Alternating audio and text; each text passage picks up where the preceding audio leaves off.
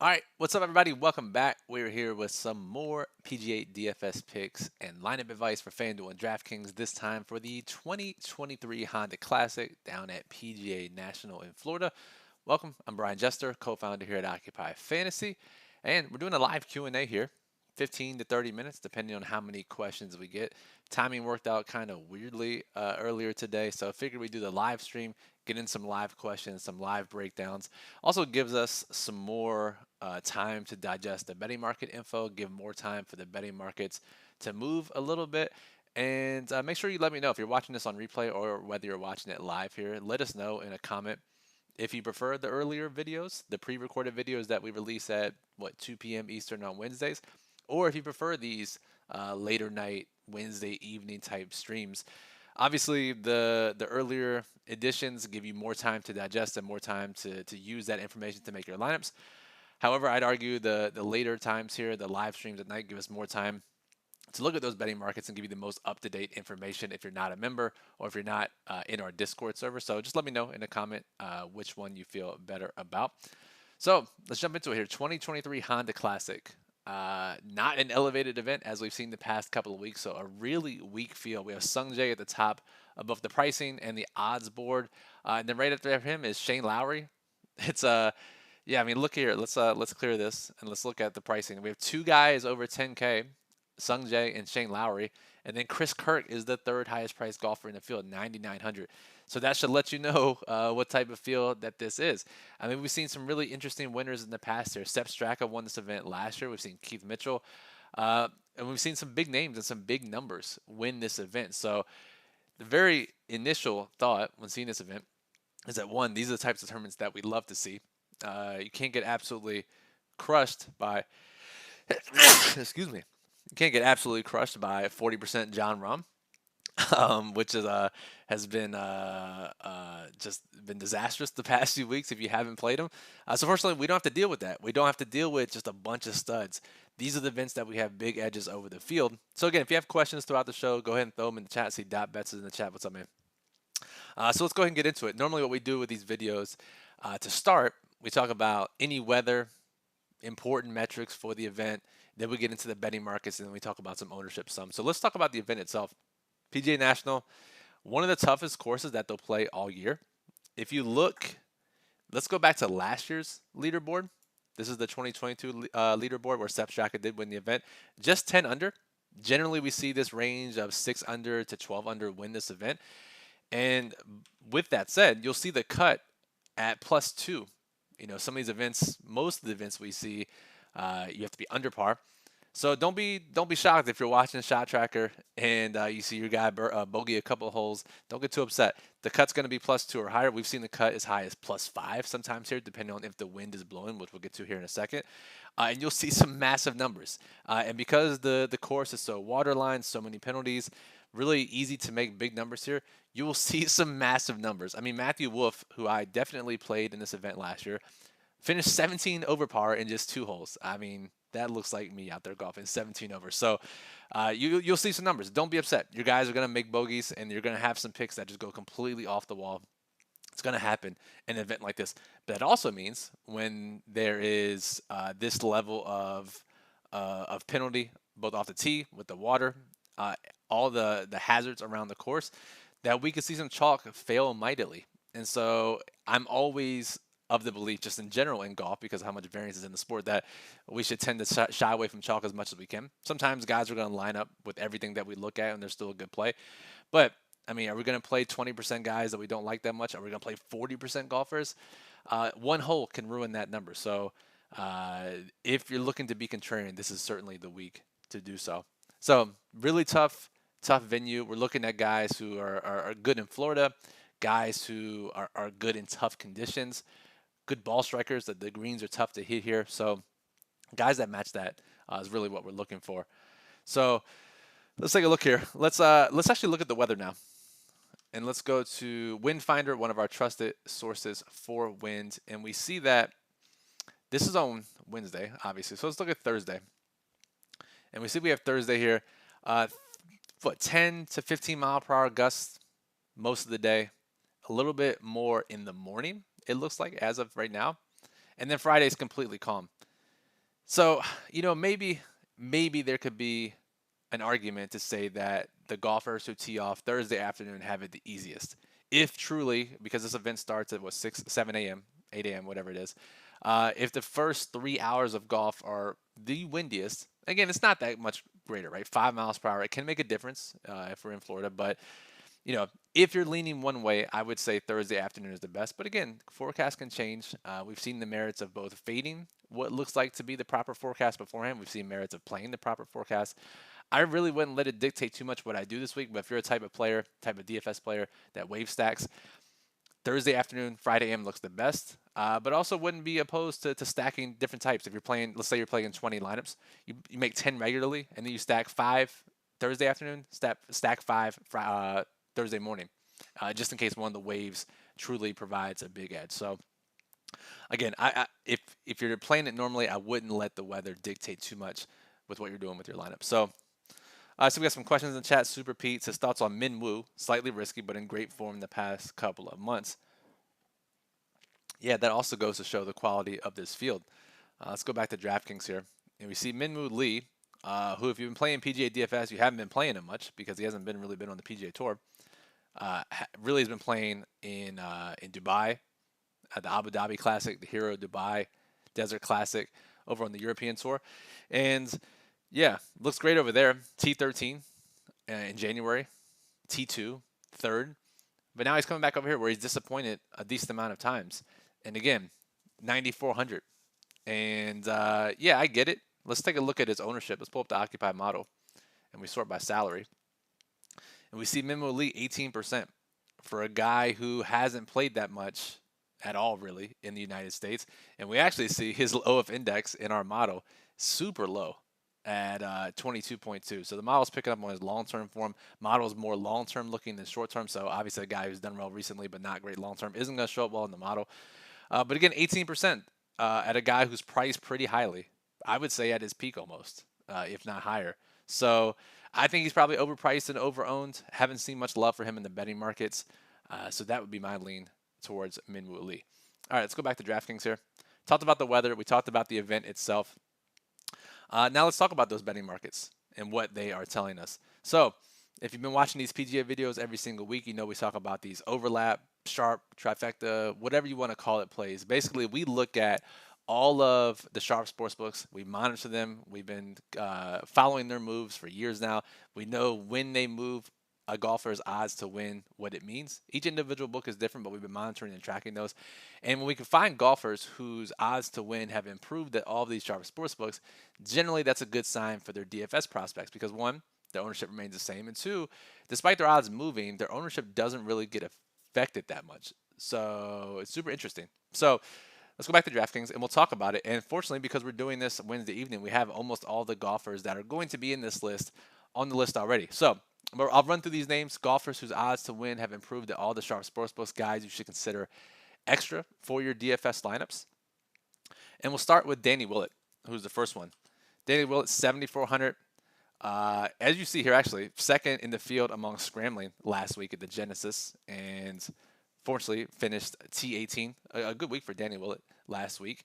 And scrambling is likely to be important here. If you look at past winners of this tournament, then you'll know that most of the winners are in the top 20, top 30 of strokes gained around the green because the greens are so hard to hit. It's not necessarily a hard course around the green, but you have to be good there and you have to have a good week there to save a lot of these pars in tough conditions.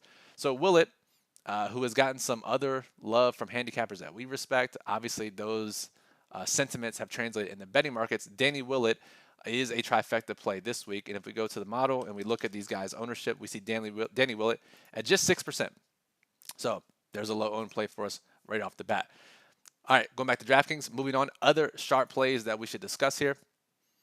Next one on the list, EVR, Eric Van Rooyen, who one of my earliest and most prominent golf DFS memories is Van Rooyen hitting the ball in the water like 47 times in a round when I had heavy exposure to him. And I promised myself I would never play EVR at a waterline track ever again.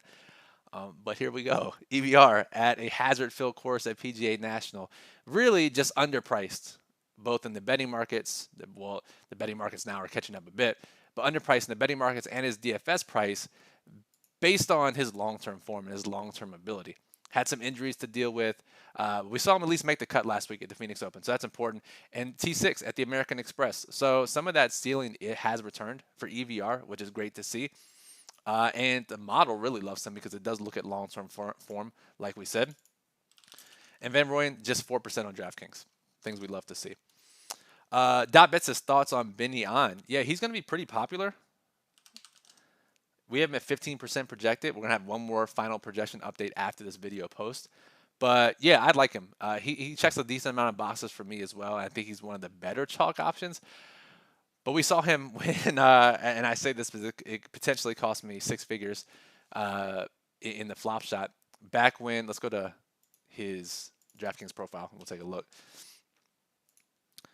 And was it? Yeah, Pebble. When he started the round, top 10, shot like 100 over. Oh, no, it was the Farmers. My bad. He started top 10. Shot 83 at the Farmers in a very tough final round. Wind was blowing. He said it was the hardest he's ever struggled to shoot 10 over at a golf course, and that was in tough conditions. If this course is tough, maybe we see a repeat. That's my one concern, but I will say he checks a lot of boxes for me. So I think, I'm okay playing Benny On as long as he's one of the chalkier pieces in my lineup's not filling him with other chalk around him. So I'm just saying that 83 is sticking in my mind like a sore thumb. Naturally, I'm biased because he was in my lineup and ruined that for me. But I do remember that was a very tough round conditions-wise, and we probably won't see as bad. That was really bad. But just in general, this course is really tough. So maybe a little bit of a red flag. All right, talking about other golfers who meet the overlap criteria, their odds to win have improved at all the sharper sports books. We have Stefan Jaeger. He's a guy 7,800. He's been on this list a couple times so far this year, so some sharp groups really like his long-term outlook. T40 last week at the Genesis. Pretty much the common denominator here for these guys as they made the cut last week at the Genesis, it seems like. So, other golfers, Brandon Wu. Had a big week 1 week earlier this year. Brandon Wu, yeah, T2 at Pebble Beach. He didn't make the cut at Genesis, so there goes the common denominator theory. But T50 at the Phoenix Open has been playing at least. Sharp bettors are on Brandon Wu. And if we look at the ownership here, we have Jaeger at 12%, and we have Wu at 7%. So Wu a little bit lower owned than Jaeger there. Moving on. We got a bunch of guys here, 8 on the list this week. Ryan Palmer is next on the list. Let's go here. Ryan Palmer, where are you? Disappointed. He was on this list earlier in the year, if you remember correctly, and he disappointed. He made the cut, disappointed a bit. Finished T40, I think, or just missed T40. Where was that? Yeah, it was at the... Maybe it was the Sony Open, I think. It was the Sony Open he was talking about. He said, I can't wait for the Sony. Did finish T40 that week. So, yeah, Ryan Palmer tops the list this week. And let's take a look at his ownership.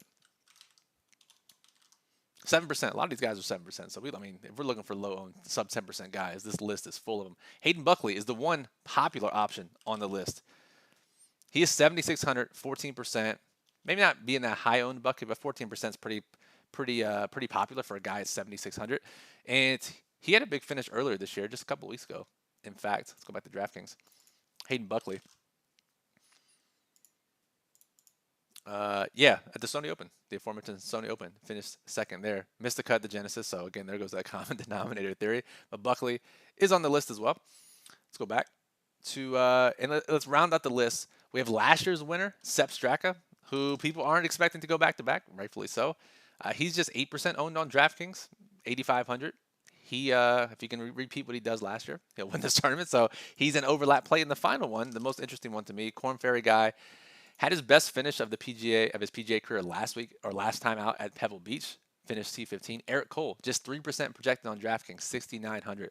Again, you'll notice that at this list, and you'll notice in the Daily Plug in the Wednesday update, that a lot of the betting market moves this week are for lower-owned guys. The markets, sharp bettors, and books are responding, understanding that this is a wide-open event. Despite some of the guys at the top having heavy ownership, this is a wide-open event. We could see guys come out of nowhere, and really anyone can win this event. I mean, I've seen some bettors that we respect be on guys that are 300 to 1, 500 to 1. Should tell you that you should not be afraid to leave salary in this event, because we could see a top 10 full of guys in the 7, 8K range, even 6K. And you should be afraid not to play lower owned guys, as you normally should, but even more so this week. Question in the chat, tons of Aaron Wise this week. After 2 missed cuts in a row, Motto likes him. Does he just fit this course better? Yeah, great question. So, Aaron Wise, who, let's scroll down here, didn't make the Wednesday update list, unfortunately. But yeah, was written up in the plug by Niramata. Let's you know what? Just look at what Niramata wrote about Aaron Wise. We'll give a little transparency here.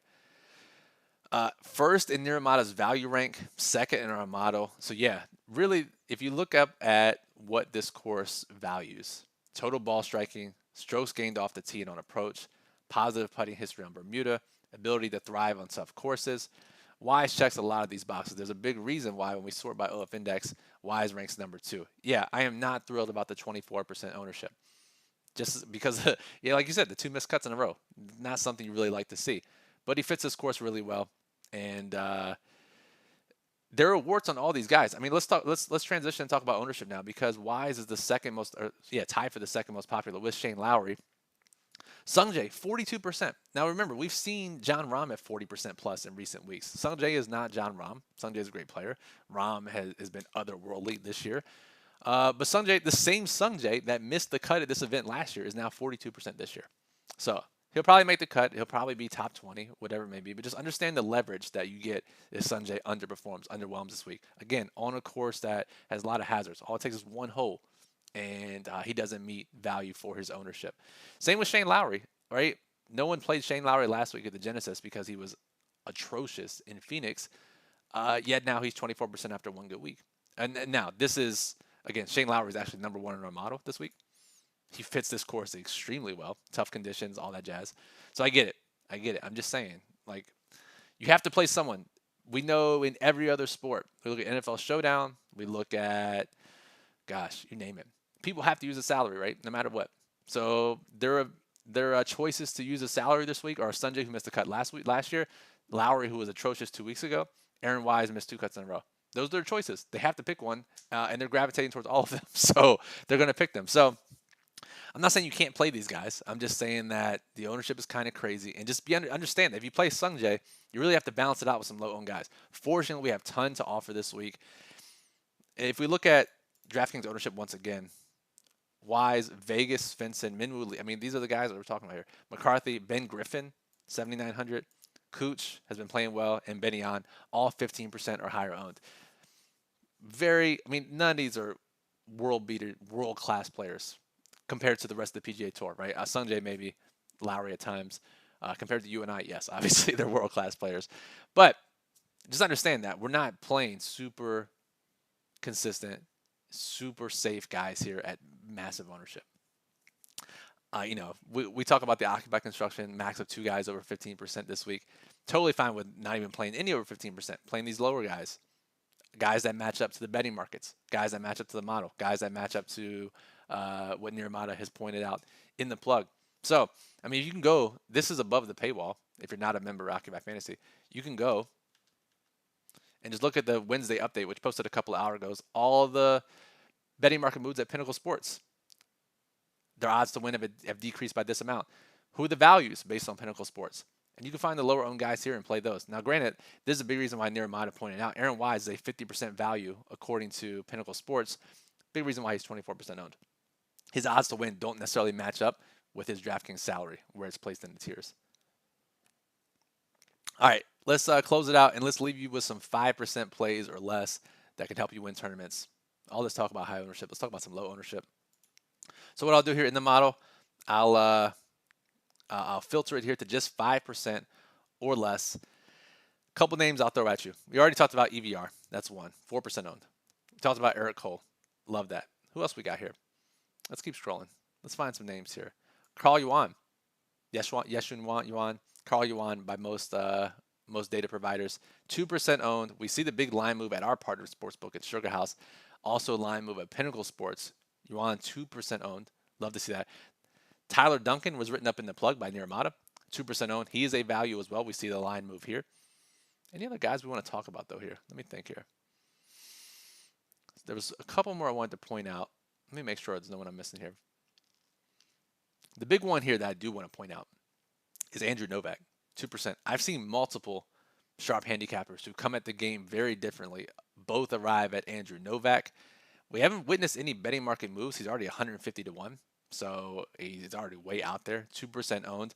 But you'll notice if you're looking for guys this week, you look at guys that have had success in Florida. Novak has won a Corn Ferry event in Florida 2 or 3 years ago. And is starting to pick his game up a little bit. 3 top 20s so far this year. Let's actually pull him up on DraftKings. Andrew Novak, 2% owned. Has had success at these types of courses in the past. Yeah, T20 at Pebble Beach, T12 at Sony Open, 17 at Bermuda. So, Novak, 2%, one of the guys I'll definitely get overweight on. And again, these guys that are 2% owned, if you're playing 20 lineups, you can play them in 2 lineups and be overweight. 3 lineups, God forbid. Playing 150, you can play them in 10%, 8%, and you have massive leverage over the field. You don't have to get too crazy with them. So, lots of guys fit the bill this week.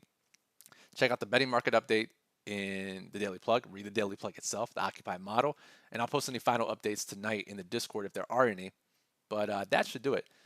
And yeah, Tim in the chat says, interesting week with a weak field going. Yeah, it should be a fun week. I'm excited for it. I'm sure Chalk will crush like it always does.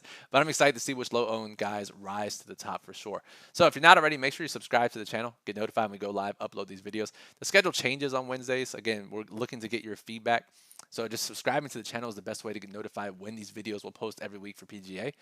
Give us a thumbs up if you like the video. We appreciate that. It helps us out, helps others find the video. Any questions? Too late now for comments on the video, but join our Discord server, occupyfantasy.com/discord. And again, we'd love to hear from you. If you're still watching this, whether it's on replay or live, let us know if you prefer the early afternoon videos for PGA on Wednesday, or you prefer these late night, 8, 9 p.m. live streams where you can ask questions, get more updated betting market info. So that'll do it. OccupyFantasy.com is where you can get all of the tools that you saw on screen here today, including our lineup builder. Build up to 300 lineups using optimal lineup criteria. And that'll do it. Brian Jester, Occupy Fantasy. Thanks for listening and good luck at the 2023 Honda Classic.